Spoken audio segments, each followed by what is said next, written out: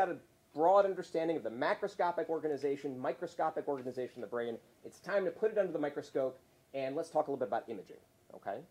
And so now you already, from what I've told you about the way that we have the electrical communication between neurons and then the chemical communication, their metabolic activity, you're ready to understand all right now sort of a broad division in the types of imaging or the non-invasive measures that we can make of the brain, okay? So broadly speaking, we can divide these sorts of measurements into electrical measurements and so-called metabolic measurements. So just briefly, electrical imaging includes things like EEG, electroencephalography, and MEG, magnetoencephalography. And these are measures that reflect cortical electrical activity, right? MEG technically is measuring a perturbation of magnetic field that's done by electricity, but to a first approximation, these are techniques that can measure the consequences of the electrical depolarization of sets of neurons, okay? And so these are techniques that for EEG just involve placing a bunch of electrodes across the surface of the scalp, like in a little cap. And so this is something where it's easy to deploy and it's portable. Someone could wear one of these things around. And another technology called MEG, which has some advantages over EEG, but one big disadvantage is that it's incredibly expensive, requires superconducting detectors, which are cooled by liquid helium, and you have to sit in this enormous thing that looks like a gigantic hairdryer. So these are two techniques which can be used to measure the electrical depolarization of populations of nerve cells. They have the property of having great resolution in time. You can measure sort of by moment to moment how electrical activity rises and falls in an area of the brain. However, they're not very precise about exactly where that change is taking place. It's a little bit like no smart meters here. This is not telling you what individual houses are doing, but it is telling you that this neighborhood just turned on the electricity. Is that a fair? Yeah, no, fair enough. That's right. And so the kinds of data that come out of these techniques include plots where across time you're able to show what the electrical activity was. And so you can't quite read the scale here, but this is in milliseconds, right? So down to thousandths of a second, how is electricity rising or falling in different areas of the brain, okay? So you get very high detailed images of changes over time. However, the images over space, this is now a cartoon of the top view of the brain, that's kind of fuzzy looking, okay?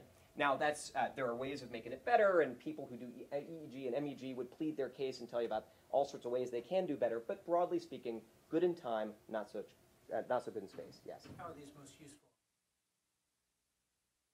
Well, let me just say from diagnostics, EEG has a long history and got its start as a clinical tool to detect seizures, to be able to tell the different stages of sleep, right? So the way we know about the different stages of sleep comes from measuring electrical activity and its changes. This is how we detect and diagnose seizures. And then from a research standpoint, it's contributed enormously to our understanding of how information is accumulated and processed over time, and how information might traverse from one area of the brain to another during the course of making a decision or perceiving a stimulus. Yeah? Is this measuring then the axon? I wish it were that easy. It's actually measuring the depolarization of populations of neurons on the cortical sheet. So it's not as easy as just measuring along those axons. It's actually measuring a spread of activity going across the cortex. And it's typically the outer regions of the bark rather than the inner regions, because you're coming in. You're not getting to individual neurons. You're just basically at this secondary level through the skull, measuring electricity that gets there. That's actually a great point. This is that you're putting wires on the surface of the head. You can measure the cortex. If your goal was to see what's going on in the amygdala, remember that was a structure that was way down inside. Not such a good technique. Okay. All right, so now we can contrast these electrical imaging techniques with broadly what I'm going to call metabolic imaging techniques, okay?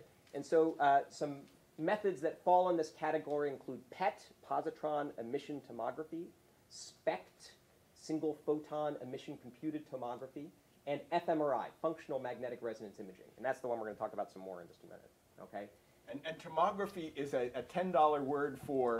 Tomography. Now, this was worth a Nobel Prize. This is the idea that by measuring so good old-fashioned x-rays, right? You kind of stand in front of the thing, and you get like a plain flat film of the chest, right? Compare that to a CT scan, right, where you know that you can get this three-dimensional image. The mathematical technique that lets you go from like just a simple plain flat film x-ray into that three-dimensional view of a CAT scan is tomography, which basically involves taking the X-ray emitter source and the receiver and rotating it around the sample, the person. So you just kind of rotate that around, and then mathematically you can reconstruct from what you measured at each angle what the structure of the image in space must have been underneath. Okay, so that's computed tomography, and so PET and SPECT make use of that to sort of generate the images that they have.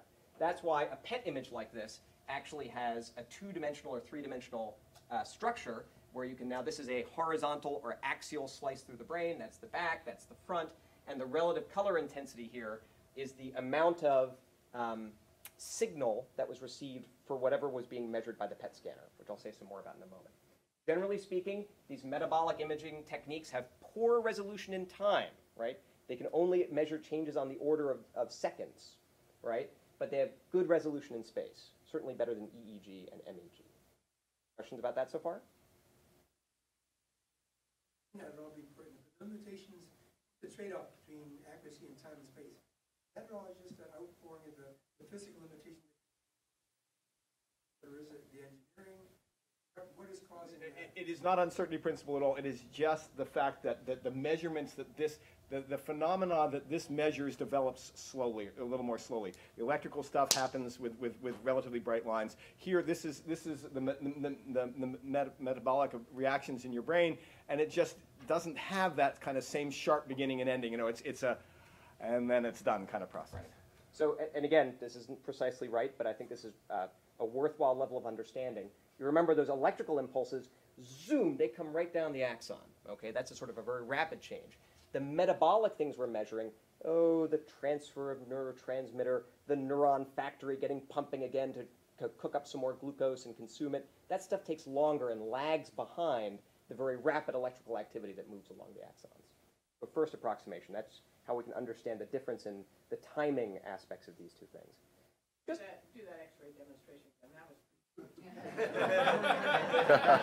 I guess if I let me do it. Not bad, huh? You know the airport scan, where you stand and you do this and it goes right. That is I believe using sound waves, but the tomography, the three-dimensionalization. If only it used sound waves. Oh, actually, it's X-rays? Low energy X-ray particles. Okay, yeah, so you're getting a little X-ray each time, but it is essentially doing a low energy X. That is the reason that you stand there and it goes around in front of you. Is it's doing that 3D sweep of you, so it can identify location. Yeah.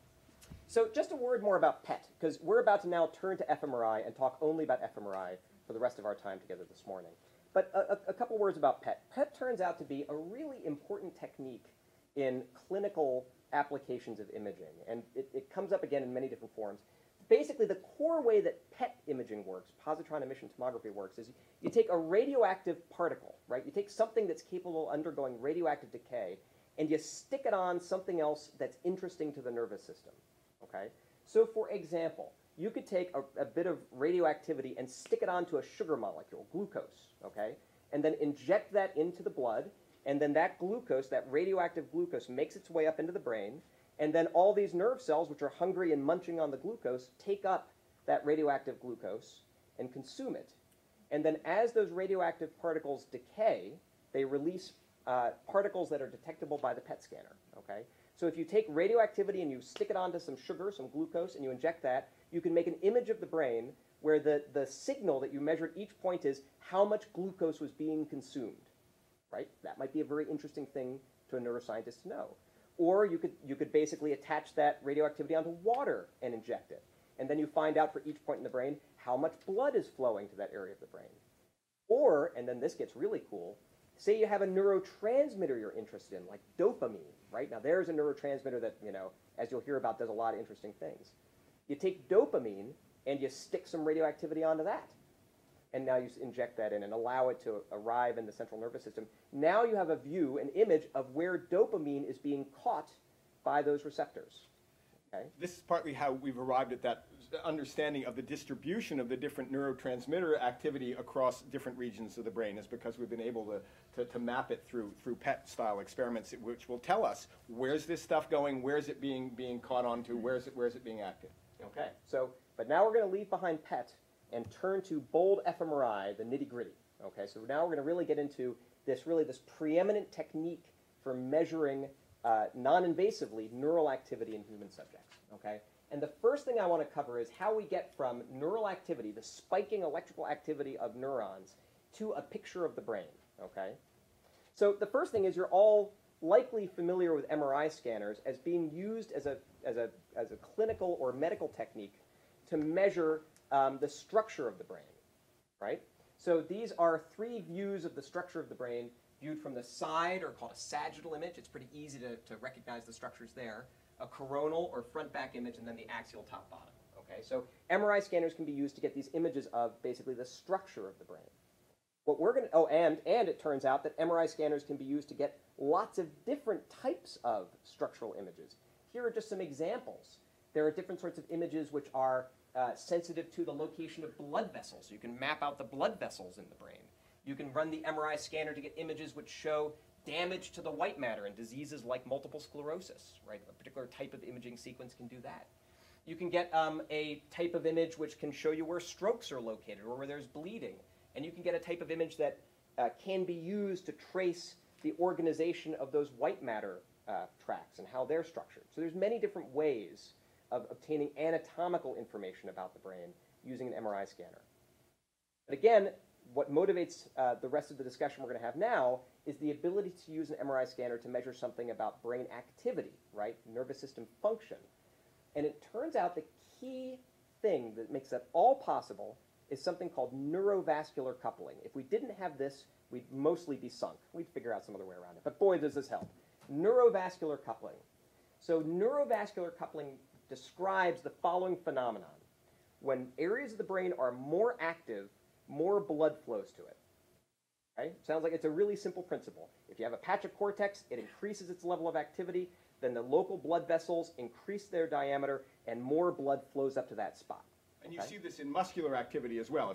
If you work out, your muscles pump up. The reason they're doing that is they're getting engorged by extra blood to give more fuel and replenish the glucose and oxygen needs of the muscle. Right. So that's right. So and it turns out that this is a principle of the adult human brain as well. Exactly how this neurovascular coupling is happening, what it's for, how it varies in different at different ages and in different species is a huge and complicated topic. But just for now, we just need to know that it exists, okay? An increase in brain activity at a local site increases local blood flow, okay? And the consequence of all that is that changes the local amount of oxygen, right? So if you increase the blood flow to an area of the brain, more fresh oxygen comes on in. So what's another, and the next sort of fortuitous property of nature that makes all this work is that the amount of oxygen in the blood alters the magnetic properties of iron. Okay, so now you know blood contains red blood cells, right? Red blood cells contain a protein called hemoglobin. Hemoglobin is the protein that grabs onto oxygen as the blood passes through the lungs. Hemoglobin contains an iron atom. Okay, and that's actually what the oxygen binds onto.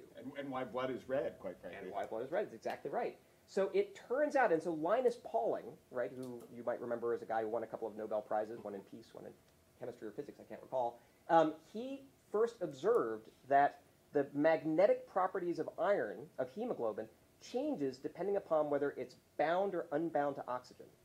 So if there's more oxygen, then the hemoglobin has a slightly different magnetic property than if it's not bound to oxygen, okay? So an MRI scanner is basically a long, long coil of wire through which we run electricity. And you might remember from high school physics, hold on just a quarter second, that generates a very strong magnetic field, okay? Leaving aside all the details of the physics, it's possible to use the MRI scanner to measure how much that iron is warping and distorting the magnetic field. And the amount of warping and distorting of the magnetic field varies depending upon whether or not that iron is bound to oxygen. And that in turn varies depending upon whether or not the blood vessels are big or small, which depends upon whether or not there's brain activity at that location or not.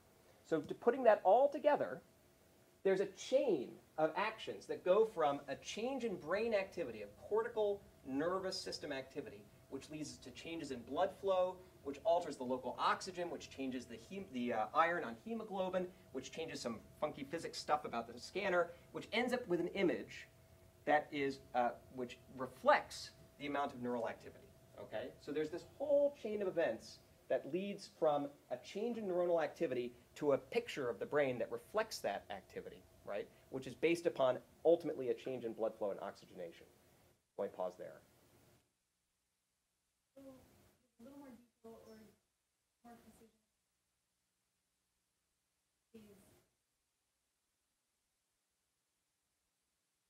Oh, that's such a great question. Okay, so the question is, all right, so I just used a very generic term, activity. And I must say that people who work in this field, who do neuroimaging work, are guilty generally of a very vague terminology about what exactly it is about the property of nervous system function that is driving the signal that we measure. So again, like everything else I've covered so far, this is a very deep and detailed area. But broadly speaking, the type of activity that seems to drive the signal that we measure is the synchronous release of neurotransmitter, right? So what will happen is that if you have a whole bunch of neurons together releasing their neurotransmitter, releasing vesicles simultaneously, that's the aspect of nervous system function that most seems to drive this signal, okay? Turns out that under most circumstances, that's also highly related to the spiking action potential activity of neurons too, but if you really want to know, that's probably the thing that's driving it. Okay? And that could be both excitatory and inhibitory. That's right. So now coming back to what we talked about before, neurotransmitters and receptors can be excitatory and inhibitory. If you're squirting off that neurotransmitter, you might, to a first approximation, not know if the activity you measure is increasing or decreasing the level of activity at the neurons that receive it, right? And again, this is a very broad overview of a very complicated topic. So at the end of the day then, what is produced by the MRI scanner is an image, right? So this is now an axial horizontal image of the brain. Back is back here, front is up there. This is a bit of an older image, so it's fuzzier. They look a little bit better nowadays. But what I mainly want you to appreciate is that a given image of brain activity starts with one of these, which is kind of this fuzzy picture of a measure which is related to the amount of neuronal activity at that point in the brain at that point in time, okay?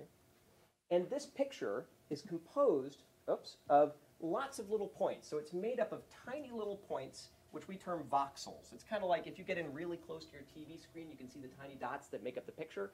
In the same way, if you get really close into this picture, you'll see the tiny dots that make it up. That fundamental unit is referred to as a voxel. Generally speaking, a voxel is about 3 millimeters by 3 millimeters by 3 millimeters, generally speaking. And I just wanted to give you a sense of what that looks like. So that's 3 millimeters on the tip of a finger. Okay, so that's the kind of resolution that we're talking about. Turns out you can run the scanner to get those the images even with tinier little pictures that make it up. Okay, so that's a 3 millimeter roughly voxel size. And inside that, if you do the math, you come up with about 630,000 neurons inside a 3 by 3 by 3 spot. Okay. So go back to the, This one. does that tell you anything? Does this one image by itself tell you anything? Not much. Only a little. Yeah, not much. Really, where things start to come together is now when you get a lot of those pictures over time. Okay? So you start getting one image after the next over a 2 to 3 second period. And now you're going to look for how nervous system activity, this brain activity, rises and falls over time in response to something that you do to the subject. Okay? And now we finally come to doing something to the subject and making a claim about brain activity. Okay, and that's how we go from raw data over time to getting a processed result, right? A picture of the brain with a lump of activity on it. Okay?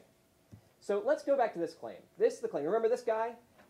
Brian Dugan. So the claim was that functional MRI can show that Brian Dugan is a psychopath, right? So that claim is based on a more basic or entry-level claim, which is that psychopaths generally show reduced responses to emotional stimuli within the amygdala. That's the core neuroscientific claim that underlies ultimately what's going to be a claim about that guy, Brian Dugan. Okay? What is that based on? That's what we're now going to unpackage. Okay. And note that this has some correspondence to the what I was saying about the law and the application is that we've got general conclusions about things, and then we've got specific individual conclusions about things, and these are going to need to map onto each other. The same is true in science. That's right. So now let's tear this claim apart. Right. Let's understand exactly how it was that an experiment was done that ended up with this as a claim. Okay. So psychopaths. So we're going to have to find a group of people who we're going to call psychopaths. show reduced responses, so some decreased brain response to emotional stimuli. So we've got to figure out what emotional stimuli are within the amygdala. And as you recall, the amygdala is this structure in the brain that we think has something to do with emotion. Okay? And by the way, we get to the definition of psychopaths typically through some behavioral set of measures. This is this back and forth between the behavioral and the not and the. Which we're going to, which is a key bit of foreshadowing there. Okay, so that's right. So so what we do is we put somebody in the scanner. We get a whole bunch of these pictures which have these individual little voxels. And so when the subject is, so we take a person. Let's just start with one person, and we put them in the scanner. And we get a picture of the brain, like a three-dimensional picture of the brain. I'm only showing one two-dimensional slice because I only have a 2D screen. But it's a three-dimensional picture of the brain, which is made up of these tiny little dots called voxels. And so we put them into the scanner, and we have them look at something. And let's suppose in this experiment, and by the way, this is a study of Kent Keel's, which I'm now going to caricature. Okay, so this is my bad version of Kent's good study. So you put somebody in the scanner, and what you're going to do is you're going to have them look at pictures of faces. Okay, over time. So for 30 seconds, they're going to see pictures of people who have a fearful expression. Okay, that's a face with an emotional content. And then for 30 seconds, they're going to see a face which has a neutral expression. I think this guy looks kind of angry, actually, but theoretically a neutral expression. Okay. By the way, there's a whole science of developing the suites of these things to present that has been tested. This goes on and on and on, right? So okay, so the person's in the scanner, beep, beep, beep, beep, beep, beep, the scanner's running, and they're looking at a screen. Fearful faces, emotional faces, neutral faces, fearful, neutral, fearful, neutral. And what you're interested in finding is a point in the brain where over time the signal goes up for the fearful or the emotional faces and comes back down for the neutral faces and goes up and then down and then up. Okay? So if you observed this signal over time from this point in the brain in response to these pictures, you'd say, huh, that looks like pretty good evidence that when the fearful or emotional faces are on the screen, there is increased neural activity at that site. Okay? For a normal person. For a normal person. Well, for the person you've been measuring. Exactly. Yeah. For the person we've got in the scanner. Okay. So now there's that whole data that's over time. Somebody might do this for an hour in the scanner. Beep, beep, beep, beep, beep, beep, beep, like look at these pictures. You then want to summarize that measurement over an hour. And so the way you summarize it is you say, okay, what was the average brain response to all of the emotional pictures, and what was the average brain response to all of the neutral pictures? Right? And you say, well, then how big was that difference? Or how statistically reliable was that difference? Okay? And you assign a score to it. You can say, well, either it was a small effect, or it was a big effect. You put it on some scale. Okay? And then at that point in the brain from which you took this one particular measurement, you could write a number down. You could say, oh, well, it was like a 20% effect, or it was a very statistically significant effect at that point. Right?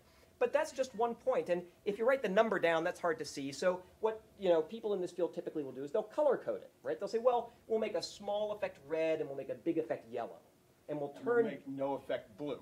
Sure, yeah. And then we'll put that color at that point to indicate how much of an effect there was. Well, that's just one point, right? So boof, we need to do that for the whole brain, right? So every point gets assigned a value of how big the effect was of the emotional face versus the neutral face.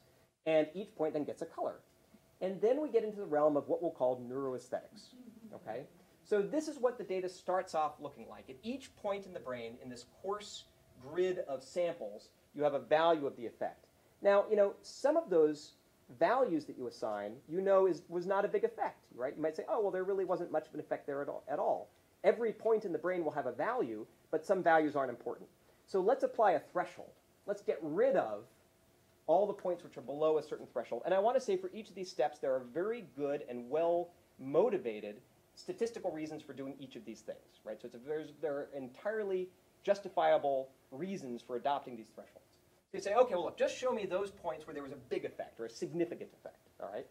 Now, the next problem is that these effects, it turns out that if I apply a little bit of a digital smoothing to this data, I will enhance my ability to detect certain kinds of effects. I'll make it a little bit easier to detect the big things. So I'm going to take this data and apply some digital smoothing to it. Okay?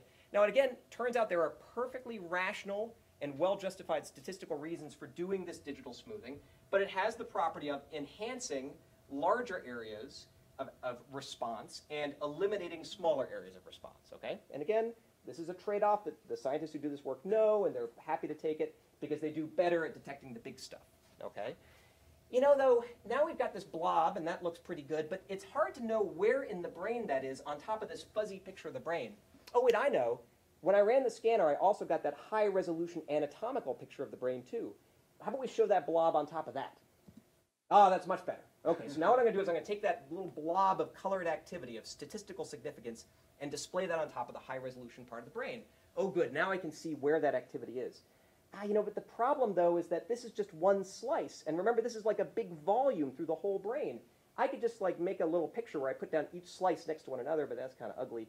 How about I get my friends over in like the computer science department to make me a big 3D rendered version of it? Oh, that's much better, right? So now I can see the entire surface and structure of the brain. I cut out a piece. I can see the blob of activity. Perfect. So it turns out that every step along the way, these were perfectly valid, reasonable approaches to processing the data, but just appreciate this is a very long way away from what the source data was like, okay? There's an additional challenge. This is the data from just one person. Suppose I have data now from 10 people who I've labeled as normal control subjects and 10 people who I have behaviorally identified as being psychopaths. Well, I need to combine their data somehow. So what I have to do is do brain registration. Everybody's brain is a slightly different shape. They have different patterns of activity. What I'm going to do is take each brain and warp it to a common brain atlas and then average across the subjects. And then I end up with something like this. So now I've got data from 10 people, all their brains warped to kind of make them look all about the same, and I average the responses from all 10. So at the end of the day then, after getting this kind of measurement from 10 control subjects, like normal people, and 10 people who I think are psychopaths, I end up with this. So the claim again, psychopaths show reduced responses to emotional stimuli within the amygdala. What that actually looks like is we're showing these fearful and the neutral faces, and I'm measuring then from within a spot in the brain, say in the amygdala, this was the average response of that area of the brain across 10 psychopaths once I've warped all their brains into a common space, and 10 normal people after I've warped their brains into the same common space. And what I find is that, oh yeah, you know what? It really did work out. There was a larger response to the emotional faces in the normal people compared to the psychopaths. Although you're going to explain this, the error bar here in a moment. Exactly. Now, of course, not everybody was the same, right? So some normal people had a slightly bigger response, some people had a slightly smaller response. There's individual differences. There's noise in these measurements.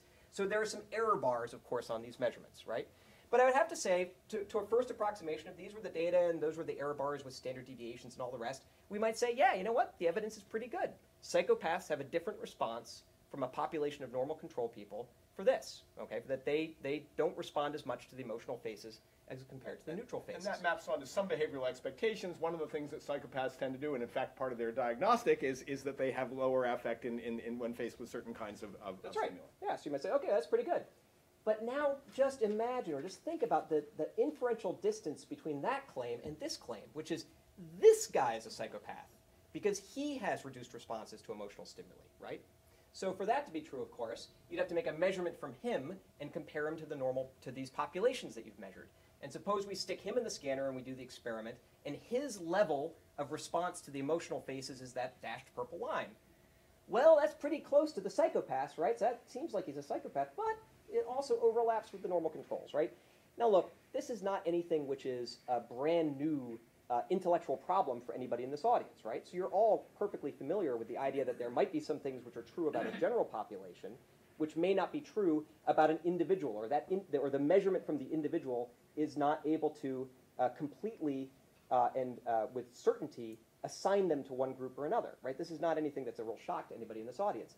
But it's just worth working through the exercise and seeing that just because this is an amazing brain imaging technique that uses magnets and superconducting wires and measures all this exciting stuff, none of this sort of logical structure is obviated, right? So the same kind of challenges that come to making claims in any other field apply here too. And in fact, I just want to leave us then, and for Oliver to comment upon as well, this even deeper issue, which is if psychopathy is defined as a behavior, how is this neuroimaging data even relevant, right? So if I have a behavioral measure, like a series of pen and paper tests or pen and pencil tests that I use to assign somebody the label of being a psychopath or not, how is getting this imaging data even further inform that definition or that assignment I've had, right? And that's something then which is a bit of a deeper discussion point. So maybe. Well, before you get there, looking at the last slide, what can you say about probabilities? In Sure. other words, what can you say, because we have to look at the individual person. Is it like DNA's probability? I mean, is it 1 out of 1,000,000, 1 out of 1,000,000,000, Well, 1 out of that? And, so the question is like, okay, well, look, sure, maybe it's not a certainty, but maybe I could give a very high probability that he fits in one category or the other, right? So wouldn't that be useful information? Sure.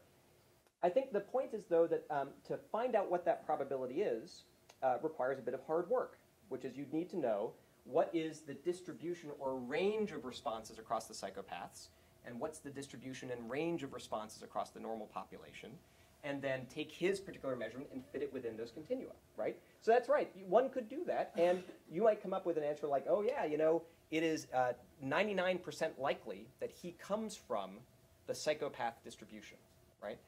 I think as a general property of this neuroimaging data, to be able to make statements like that, right, and to have some good certainty about the probability, requires imaging not just 10 psychopaths and 10 normal controls, but hundreds. And that's really the challenge of the field in scaling it up. Well, you also have to know how certain you are of that. It's not just the degree or the extent of error, or the margin of error, but how certain you are of that margin. Because you might be very, very certain. That's right. You may not be certain. That's why he's saying the bigger sample size gives you much more certainty about what your error space is. And broadly speaking, these are solved problems, right? I mean, there's very well articulated statistical methods for knowing about how confident one is of an assignment of an individual to one category or another based upon data like this. It's nothing unique to neuroimaging. It's hard work, and for an awful lot of the sorts of claims made for neuroimaging, that hard work has not yet been done. Let me, and we've got only a couple minutes left. Let me circle back a little bit, which is to say, what additional work to follow on? Why would we need to know this? Why does this help us? Why does this help us? And one of the reasons it helps us is that at least in theory, although there's some indication that you can spoof the MRI a bit, in theory, this is a physical measure rather than a self-reporting style of measure. That in other words, if you're a smart person and you're doing some kind of behavioral or question and answer style test that may be the thing that gets you your diagnosis to begin with, we've got the malingering problem. Is this person smart enough to know that if I say, sure, I'd kick my brother, or sure, I never loved my mother, whatever the test is, I can end up looking like a psychopath. Now, a more prolonged and careful study of the behavioral stuff can get you better results than that. I'm not saying that it's just that. But one of the things we're longing for in this psychology is that physical confirmation piece. We're just desperate for it in a world where spoofing and malingering is at least one of our concerns. So is this additive in a sense? If it says, by the way, he's 90% consistent, the physical measurements, let's presume they're pretty well developed, are 90% consistent with what we have seen in other folks who we, without having the malingering problem, had defined as a psychopath, well, maybe that gives us that additional layer of confidence in accepting that diagnosis, which we wouldn't have otherwise. So at least a piece of it is that confirmation piece. I'm desperate for some confirmation that psychologist telling me the story in front of me isn't just one of those psychologists who would tell me any story, but is actually, this is good psychology. Here's another piece that does. You're going to be here for dinner? I am. Great. So I think our time is up. Thank you Our time all. is up. Those were great questions. Jeff and Oscar will be here for dinner, and they are available. Let's join me in thanking them.